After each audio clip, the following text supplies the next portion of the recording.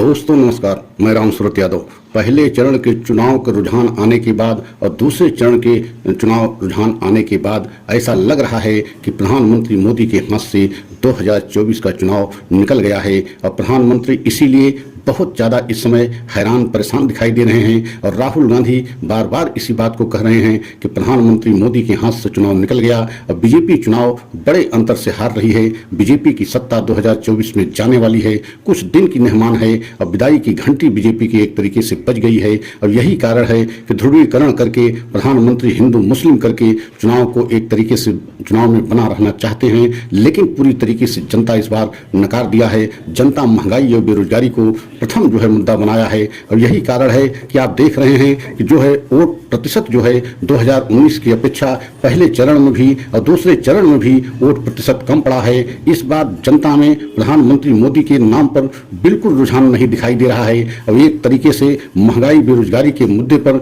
जनता vote कर रही है। यही कारण है कि बीजेपी बेहद हैरान परेशान है और जब से पहले चरण का रुझान और दूसरे चरण के वोट खत्म होने के बाद रुझान आया है, उससे बीजेपी में एक तरीके से खलबली मच गई है। और आज हम इसी पर पूरा जो है सच बताने जा रहे हैं, कुछ तथ्य बताएंगे जिससे आप स्वयं समझ जाएंगे कि क्या बीजेपी के लिए 2024 लोकसभा के चुनाव में अब वापसी करना मुश्किल हो गया है। तो अगर आप हमारे चैनल पर पहली बार हैं तो चैनल को लाइक सब्सक्राइब कर लें, वीडियो में अंत तक बने रहें, पूरा सच आपको समझ में आ जाएगा। सबसे पहले आपको ये बताना चाहते हैं, जिन प्रदेशों में बीजेपी सभी लोकसभा की सीटें जीती थी, वो चाहे राजस्थान हो, मध्य प्रदेश हो, बिहार हो या महाराष्ट्र हो, इन प्रदेशों में विपक्ष का मतलब कांग्रेस का एकदम जो है सुपड़ा साफ हो गया था 2019 में। लेकिन इस बार इन प्रदेशों में तो चाहे राजस्थान हो, चाहे महाराष्ट्र हो, चाहे बिहार हो, चाहे जो है आप मध्य प्रदेश को देख रहे हैं, यहाँ से भी कांग्रेस बहुत अच्छी फाइट कर रही है। और देश के बड़े बड़े राजनीतिक पंडितों का ये मानना है कि कांग्रेस बहुत ज्यादा टक्कर दे रही है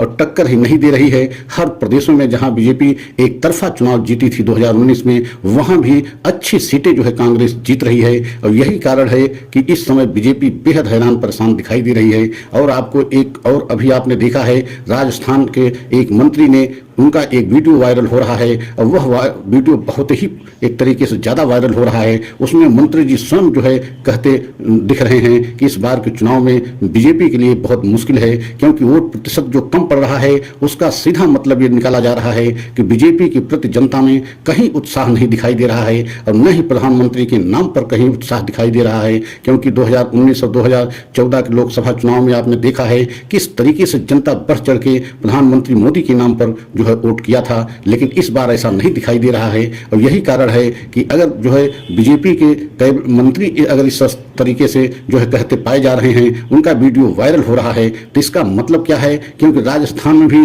पिछली बार पूरी जो है लोकसभा की सीटें जो है बीजेपी जीती थी, लेकिन इस बार वहां भी लगभग बराबर की टक्कर बताई जा रही है। और राजस्थान में जो स्थिति है सेम वही स्थिति बिहार में भी और महाराष्ट्र में और मध्य प्रदेश में भी है। इन चारों प्रदेशों में बीजेपी एक तरफा जीत दर्ज की थी 2019 और 2014 में, लेकिन इस बार चारों बड़े प्रदेशों में जो है खासकर उत्तर प्रदेश भी उसमें आ जाता है। उत्तर प्रदेश में भी बीजेपी के लिए बहुत मुश्किलों का सामना करना पड़ रहा है। यहाँ से भी जो रुझान आ रहे हैं, जो बड़े बड़े राजनीतिक पंडितों ने जो है अपने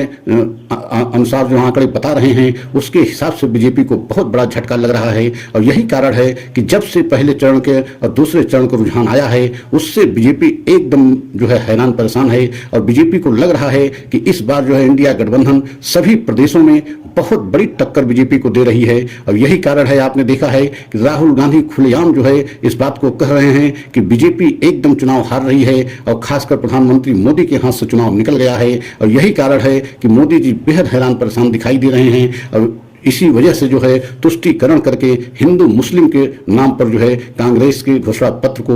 देश की जनता में बदनाम कर रहे हैं। जबकि सच्चाई ये है कि कांग्रेस ने अपने घोषणा पत्र में कहीं हिंदू मुस्लिम का जिक्र ही नहीं किया है। और यही कारण है कि प्रधानमंत्री बार बार जो है मुद्दे से चुनाव भटका करके राम मंदिर पर और हिंदू मुस्लिम पर एवं हिंदुत्व के नाम पर चुनाव को ले जाना चाह रहे हैं। लेकिन इस बार की जनता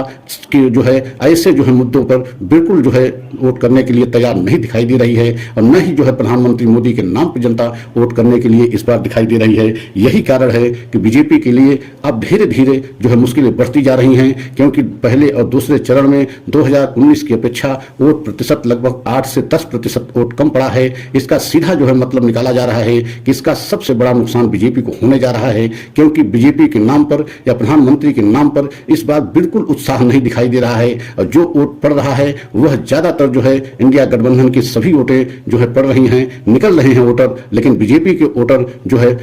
कम से कम निकल रहे हैं, और यही कारण है कि वोट प्रतिशत भी कम हो रहा है, और इससे बीजेपी को बहुत बड़ा नुकसान हो सकता है। आने वाले समय में अगर इसी तरीके से अभी 5 चरण के चुनाव बाकी हैं, अगर इसी तरीके से 5 चरण के भी चुनाव हुए तो आप समझ सकते हैं कि बीजेपी को बहुत बड़ा नुकसान हो सकता है। तो अगर हमारा वीडियो अच्छा लगा हो तो लाइक सब्सक्राइब करें, कमेंट के द्वारा अपनी राय अवश्य दें। अगला वीडियो पुनः लेकर के आएंगे। जय हिंद, जय भारत।